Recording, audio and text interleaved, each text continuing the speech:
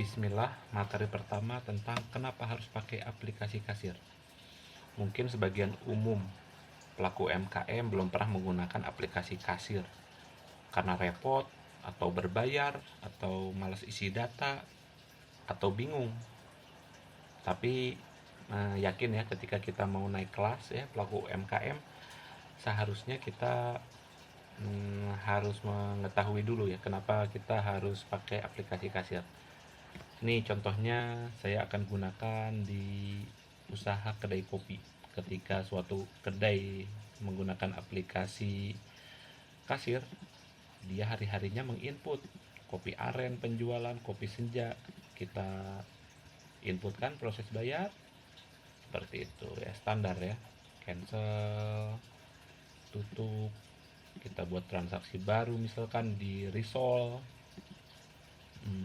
Kita pastikan dulunya risol keju, risol bolognese, risol keju 3, risol mayo 1, bukan bayar ya, keluar struk. Misalkan ada transaksi lainnya,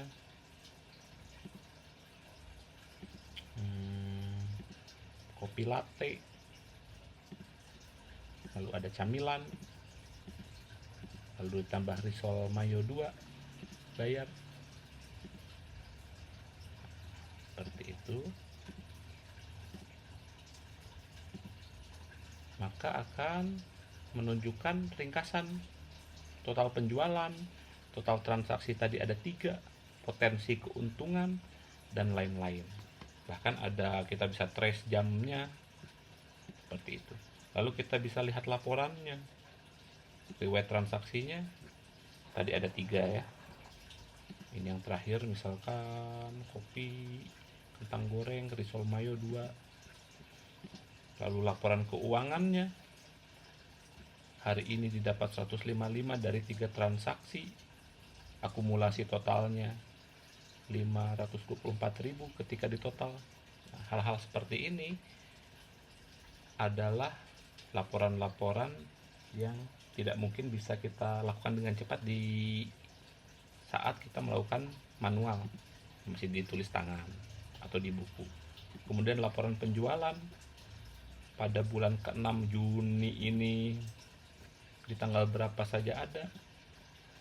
Laporan produk terjual, oh ternyata yang terjual hari ini yang paling laku adalah risol keju. Kemudian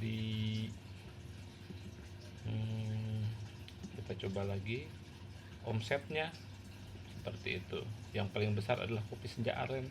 Jadi laporan-laporan itu tidak mungkin kita bisa lihat ketika kita masih menggunakan cara manual. Ya, coba bayangkan kita pelaku UMKM naik kelas, kita melihat data-data ini di rumah atau dimanapun. Yang menginput adalah kasir. Total uang di laci kita bisa lihat, kita bisa kontrol seperti itu.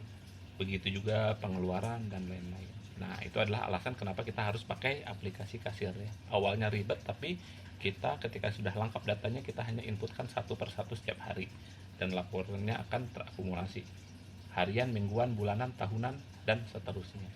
Sekian.